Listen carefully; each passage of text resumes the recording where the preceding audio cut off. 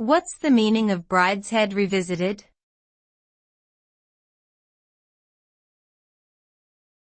Brideshead Revisited.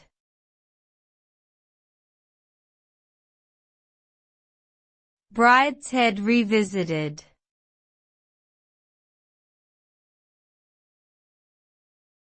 Brideshead Revisited.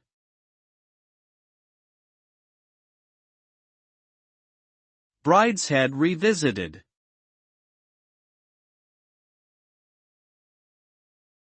Brideshead Revisited is a novel by British author Evelyn Waugh, first published in 1945. The story is a nostalgic look back at the pre-war world of the British aristocracy, as seen through the eyes of protagonist Charles Ryder. It explores themes of love, religion, sin, and the loss of innocence.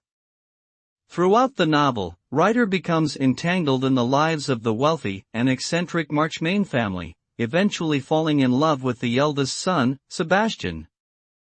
The novel's poignant conclusion reflects on the transience of life and the power of memory to bring the past back to life.